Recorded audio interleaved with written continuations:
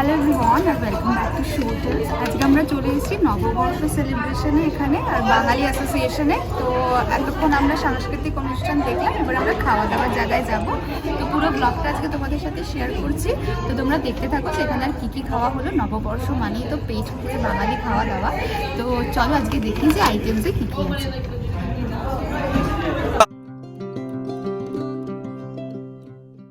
সবাইকে আরেকবার স্বাগত জানিয়ে একটা নতুন ব্লগ শুরু করছি। চমৎকার এক বসন্ত সন্ধ্যা তখন বাইরে। নববর্ষের প্রাক সন্ধ্যায় আমেরিকায় একদম ঘরোয়া আয়োজনে মায়ের দেওয়া প্রিয় শাড়ির নরম আলতো সাজে আর ওই অগোছালো এলোমেলো গয়নায় নিজেকে একটু গুছিয়ে প্রিয় সঙ্গে খুবই সরল সাধারণ প্রিয় খাবার উপভোগ করতে আমরা চলে গেছিলাম বেঙ্গলি অ্যাসোসিয়েশনের নববর্ষ সেলিব্রেশন অনুষ্ঠানে। সেই নিয়েই আজকের পুরো ব্লগটা। তো ব্লগটা পুরোটা দেখো, আর ভালো লাগলে অবশ্যই লাইক কমেন্ট আর শেয়ার করতে ভুলো না।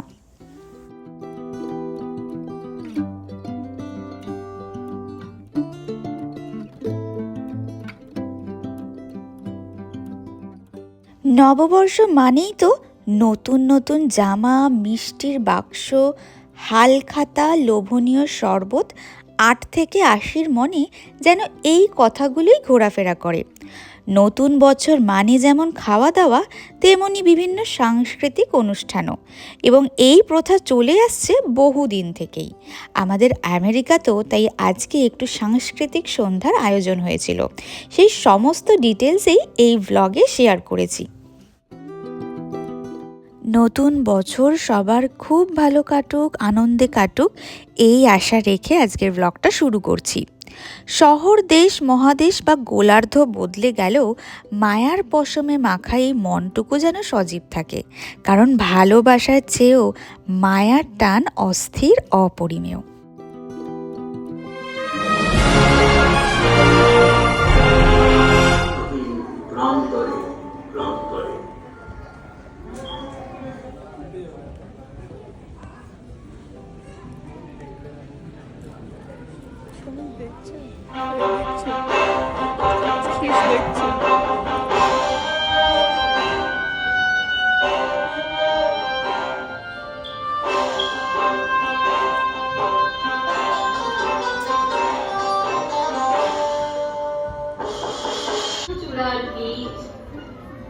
কোথা থেকে এলো কৃষ্ণচূড়ার বীজ?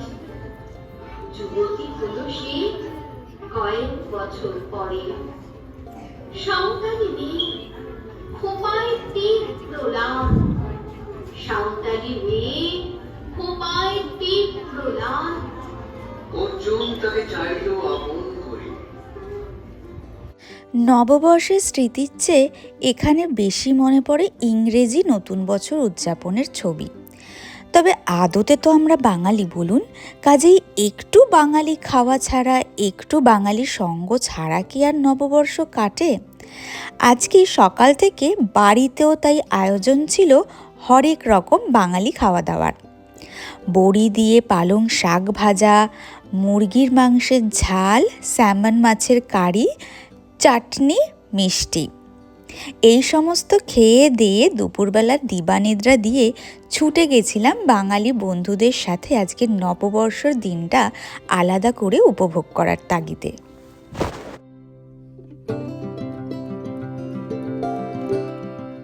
জানু হবে এমন মেয়ে সে নয়।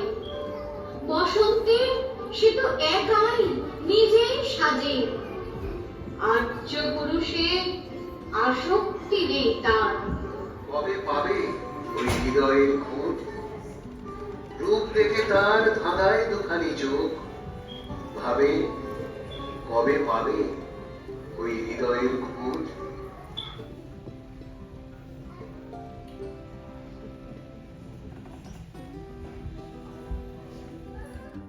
ছোটবেলায় নববর্ষের বিশেষত্ব ছিল স্কুলের একটা ছুটি।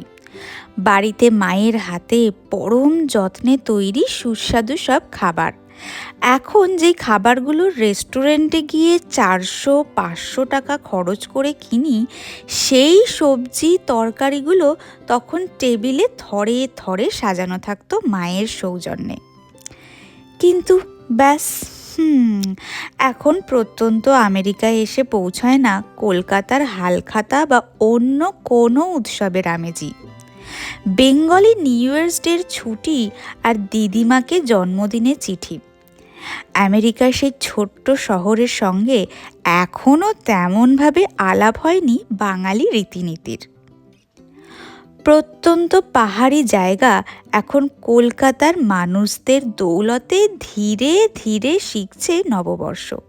কিন্তু নববর্ষের একটা বিরাট অংশ জুড়েই কিন্তু রয়েছে হালখাতা।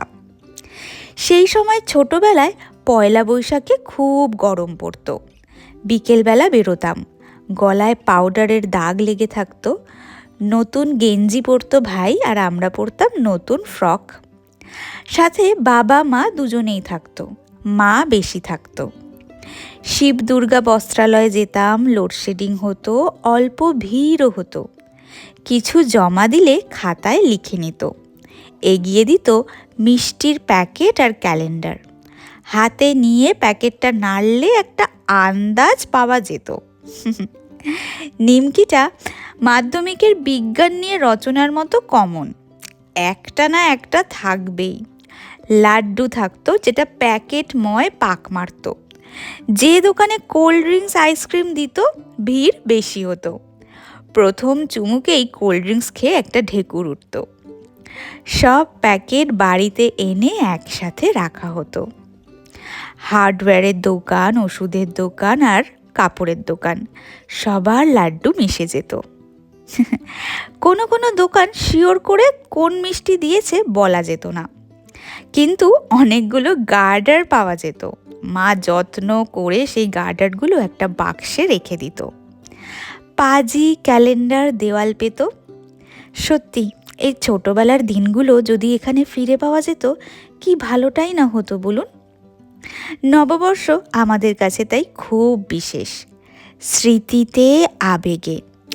নিজের ছোটবেলার নববর্ষ থেকে এখন ছোট্টটাকে নিয়ে নববর্ষ যাপন। বাংলা ভাষা নিজেই নিজের একটা ভাবনা। গল্প করতে করতে আপনাদের তো বলতেই ভুলে গেছি আজকে মেনুতে কি কি ছিল। ছিল ডাল, শুক্তো, ঝুরি আলু ভাজা, ইঁচড়ের ডালনা, কাতলা মাছের কালিয়া, মাটন কষা, আমের চাটনি, পাঁপড়, রসগোল্লা, মিষ্টি দই, গোলাপ জামুন আর মিষ্টি পান। সবাইকে যাকে বলে একদম জমিয়ে নববর্ষের খাওয়া দাওয়া।